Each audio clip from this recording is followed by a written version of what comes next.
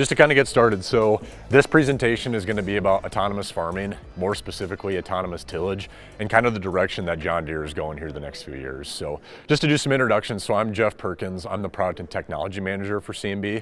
So the first thing I wanted to bring up with this presentation, so Deere, it takes part in an event every year, a big ag show called Commodity Classic. And basically what Commodity Classic is, it's not just John Deere, it's other OEM manufacturers, other companies, seed companies, Case, for example, all the other ones, where they actually do a release to the public for the first time of all the new products. The reason I bring that up, so I was actually scouring the internet one day, and I actually found Deere's official release, their marketing release of the autonomous system. So I thought this was a really cool video, so I just want to show you guys quick, just to give the presentation maybe a little entertainment factor. So.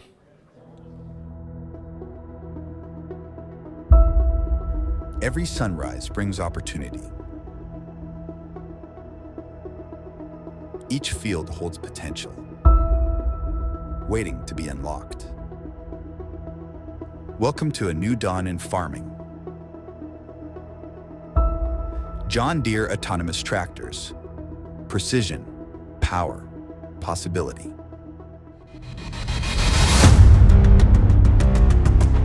Imagine a tractor that not only thinks, but also sees. A tractor that extends workdays without putting in more work hours. A tractor that lets farm owners and operators tackle other jobs, so you can solve new problems and improve results. Imagine having the freedom to plan, strategize, and optimize your operation like never before. John Deere Autonomous Tractors offer tech solutions for today's farmer. From short operating windows to labor management to managing your time on your terms, we're ready. Ready to help you save time and resources, letting you sleep sound at night knowing more work is being done, reliably and on time. With autonomy-ready components available in base on select tractors and tillage tools. Tractors with the autonomy-ready option available from the factory today will leave you ready for full autonomy tomorrow with the addition of the autonomous perception system. It's not just technology, it's your partner in progress. A new dawn in agriculture has arrived. John Deere Autonomous Tractors. Farming reimagined. Farming elevated. So I thought that was a pretty cool video.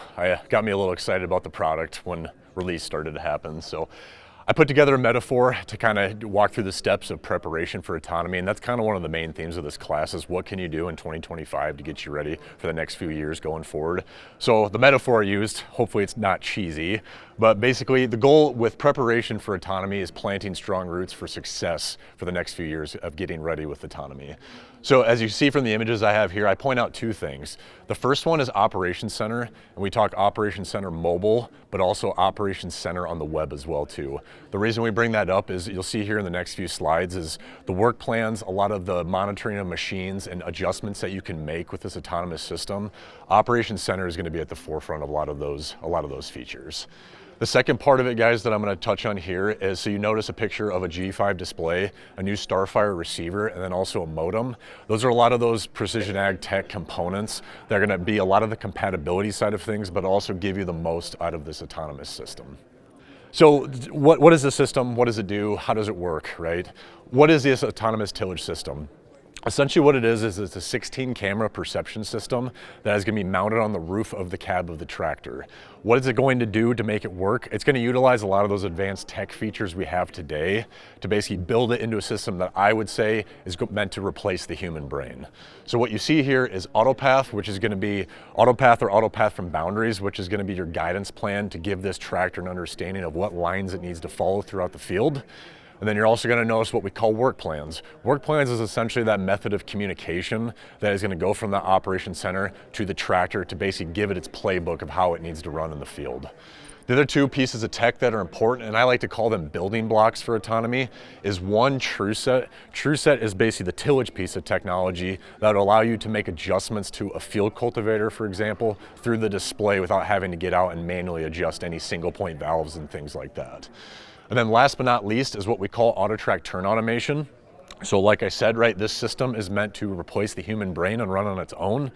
Auto track turn automation is that feature that's going to allow the tractor to turn around at headlands and then adjust machine up and machine down as you enter or exit headlands in the field.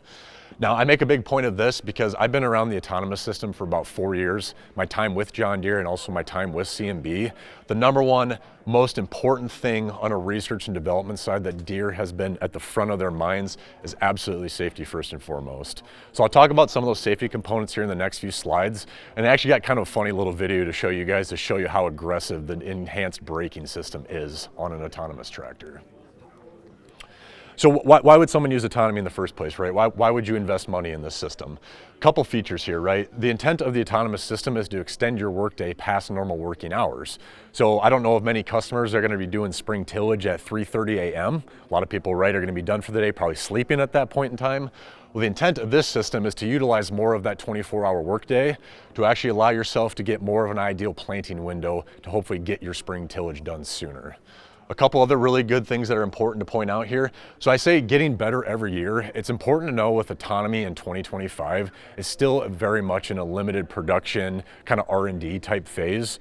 So I've met with a lot of customers ahead of time, past pilot customers, past demo customers, to kind of give them expectations and ideas of where the system's at today.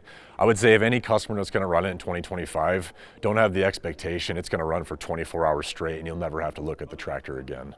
Now, if you ask me that same question about 10 years from now, I have the complete utmost faith that it will get there eventually. So I say this last point of it too, autonomy is coming. So Deere, in the grand scheme of things, not even just autonomous tillage, one of Deere's grand goals is a fully autonomous farm by 2030. So when it comes to this autonomous tillage, you'll see here, ordering for the system is actually going to open up in fall of this year with Deere's intent of having customer-owned units in the field by spring of next year. So autonomy is coming a lot faster than people think, and the goal of this presentation is helping customers kind of get those building blocks for success done ahead of time. So how do we get set up for autonomy, right? You're looking to buy this and you're trying to pick which fields are going to be most set up for success to give you a good experience, right? So you notice two fields here. The field actually on the left is my home farm where I grew up in Northwest Iowa, and I put a heart by it because this is actually an example of a field that'd be set up to be very efficient for running the autonomous system. As you notice here, right, nice square quarter, not a lot of internal boundaries, not a lot of weird fingers and inlets. A field like this is a good baseline example of where autonomy is going to see success in 2025. Now this field on the right that you see here, I actually got a random screenshot out of Google Maps of a field in western Pennsylvania. Don't ask me what town it came out of. But as you see here in the field, you see a lot of these tree belts here. You see a lot of these inlets, outlets, and a lot of these fingers in the field. This would give you an example of a field today that autonomy may have some issues, may struggle with as compared to the one you'd see on the left. A couple other points I want to touch on here. So say for example, in our field, which we don't have them, but say for example, you have a waterway through the middle of the field. How would the system react to that? Well, one thing we request as you map autonomous boundaries is anything like a waterway that's an internal passable boundary, map those as an internal passable boundary. Okay, so it's in the field, how does the system react? Well, say for example, there was a waterway in that field. What the system does, it'll run at normal operating speed. When it hits that internal waterway or that internal boundary, it'll actually slow the machine down to the turn speed that you set, and it'll actually raise the implement up, go through that waterway at that turn speed, and then lower back down and go back to the normal in-field operating speed. Like I said, a couple things too. Clean field edges are important. Obviously, lots of symmetrical fields, square like you see there. Just a lot of those things that'll help you be successful for setup and hopefully give you as good of an experience as possible.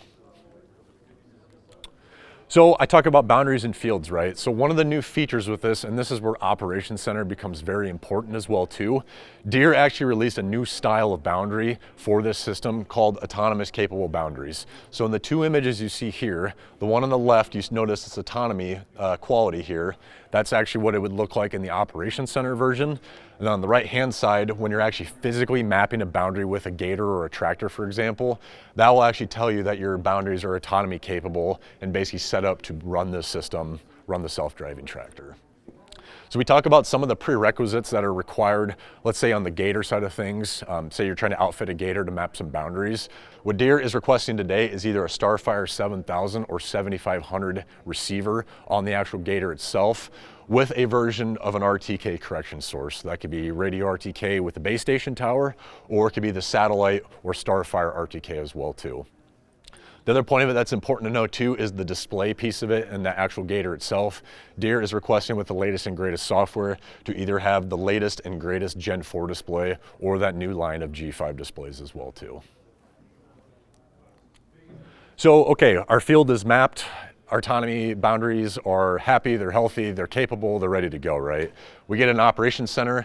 The next step is, right, we're gonna create that work plan from the operations center to send it to this autonomous tractor. Okay, that's all good to go. What does the next step of this look like? So when you actually get out in the field with this machine for the first time, you're gonna have the ability to toggle autonomy on. Once you toggle it on, you have two different ways to experience an autonomous tractor. The first one is a ride-along mode, which essentially in the ride-along mode, like it says, you'd sit right in the cab. I will tell you this though, if you do the ride-along mode, you see I have this sentence here that says watch the brakes. You'll see here from this video, if you're doing the ride-along mode and you basically hit the steering wheel with your knee, you mess with the throttle and SUV, you try to put it in gear, park, anything like that, it'll automatically activate the electro-hydraulic brake, the additional brake valve that was added. And I'll show you here in a video in a second. Say you don't want to ride along with the tractor, the other mode you can do is actually sitting at the edge of the field, for example, and there's that out-of-cab experience as well too. So say you're in the situation you want to ride along in the tractor and you're curious what those brakes are going to do. This video will give you an idea of how aggressive the brakes are on this autonomous tractor. So I was actually at a training in Southeast Iowa 2 weeks ago where we were actually running 8R and a 2660 VT. In this video here, there's actually a feature to send the autonomous tractor back to a home point in the field. So say you're sitting at the edge of the field and you want to set a flag in the field to say, yep, when it's done, I want it to come back to us. This is what we're doing in this situation. And so what you'll notice here, as this makes its turn and comes back to its home point, here in about 2 seconds, you'll see how aggressive these brakes are at stopping that tractor. Very, very, very aggressive. And I'll say this, just a funny story to tack on part of this. So when I was at John Deere, there's actually a test farm in central Iowa down by Des Moines where a lot of the software engineers and kind of product development people do testing at this Deere-owned farm. And funny story, one of the software engineers who was testing this about 4 years ago for the first time, kind of working out kinks and bugs and things like that, he did the ride-along mode and he had his laptop sitting in the buddy seat. He ended up actually bumping the steering wheel on accident, was not buckled in, and it stopped so hard that laptop actually shot forward and cracked the windshield. So if that gives you an idea of how strong those brakes are, they need to be right, because like I said, safety is going to be first and foremost with this system.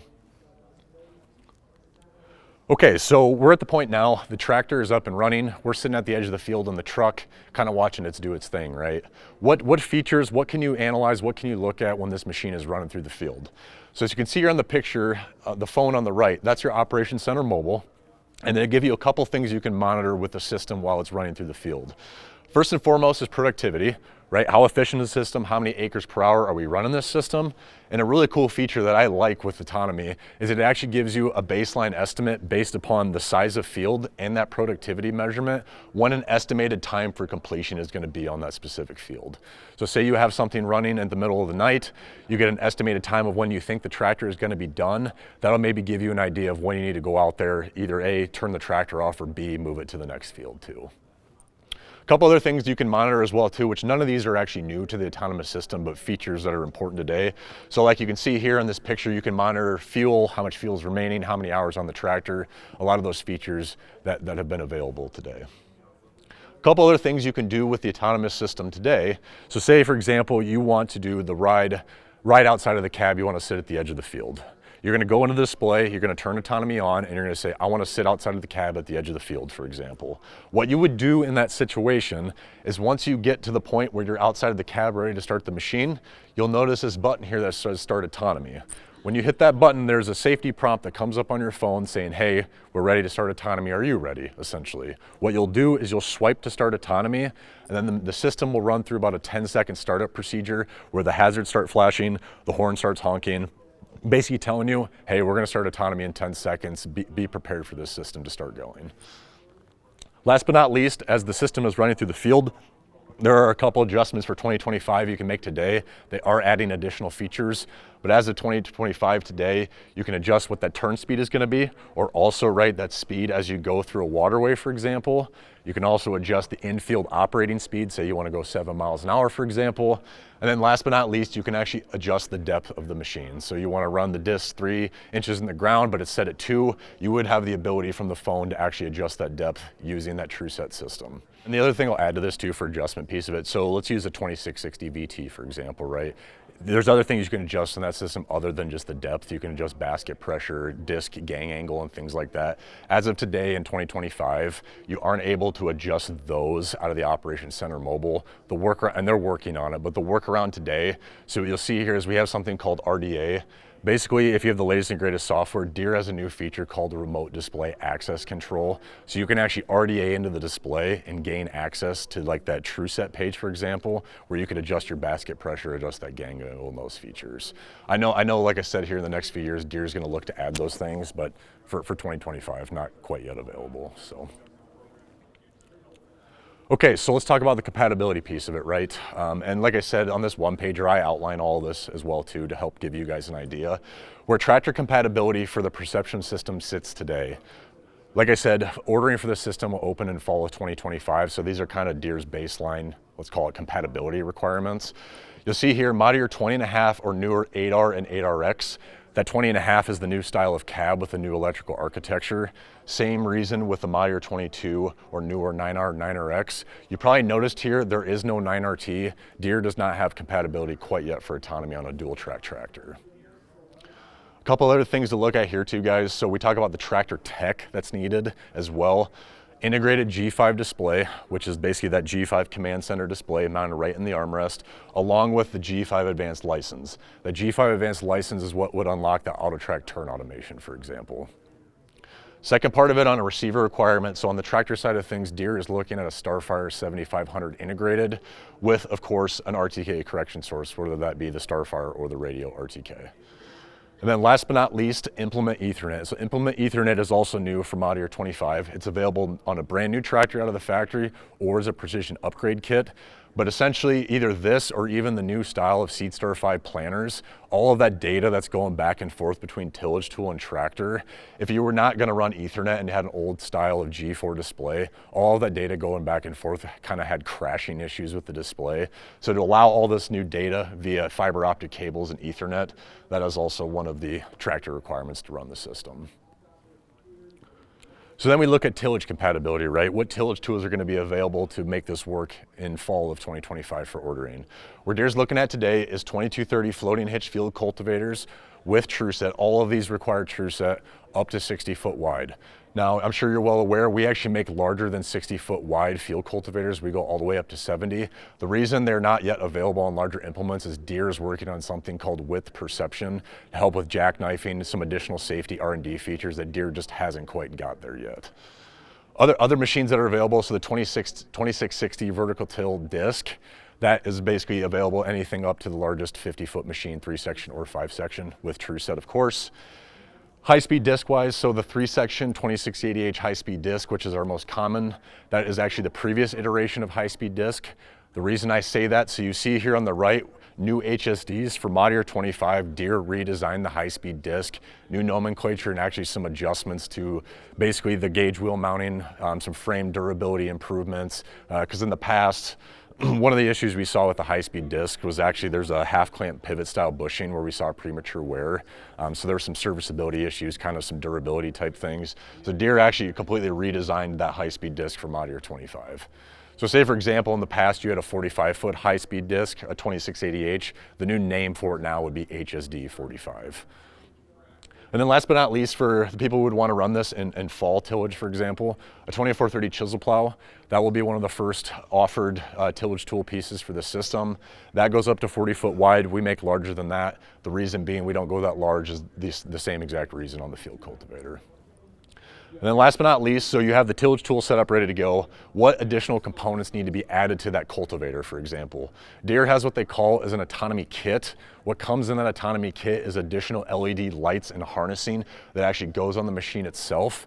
And then also a receiver mast, because as you see here in this first part, a universal 7500 receiver also needs to be mounted on the tillage tool itself. So you're running basically 2 receivers, 1 tractor, 1 tillage tool. A really important thing I like to bring up, because we get asked all the time, the differences between this and boundary mapping. Say you have that gator, for example, and you have a Starfire 7000 that you use for mapping. You can use it to map, but you cannot use that same receiver to actually run this autonomous system. So customers ask all the time, can I just pull that off of my gator and then put it on this tillage tool and make it work? No, you cannot. Reason being, from Deere's side of things, is hardware compatibility. Basically, when Deere did the transfer over to the 7500s, pretty much what it comes down to is the software piece of things with autonomy. So just something important to keep in mind. And like I said, all this compatibility piece, I know it's a lot of information. I have a lot of it outlined, as well as some pricing for some of this stuff in this one pager here. So like I said, guys, autonomy ordering is going to open fall of this year for first customer use of spring of 2026. Another question that customers ask, right, and it's important to bring up, is the price of the system. I'll say this, for fall of 2025, Deere has not released their official pricing, but the one thing I can tell you, so we've actually done some piloting programs with customers where they're trying to figure out what the business model for this is going to be. What they're basically looking at for some of this piloting this year is a charge per acre is the first part of it. They're looking at about $4 an acre. And I'll say this, who knows if the $4 an acre sticks, but I'll about 100% guarantee you there will be a cost per acre to run the system. And then the second part of it is the actual hardware itself. So we're talking just the cameras on top of the cab. Basically, I would say a good rule of thumb, something to give you to think about what they're probably going to come with for a price potentially, is probably anywhere $40,000 to $50,000 for the actual camera system itself. So right, you leave after this, you're thinking about it, at least that kind of gives you a rule of thumb of kind of the direction of where this is going.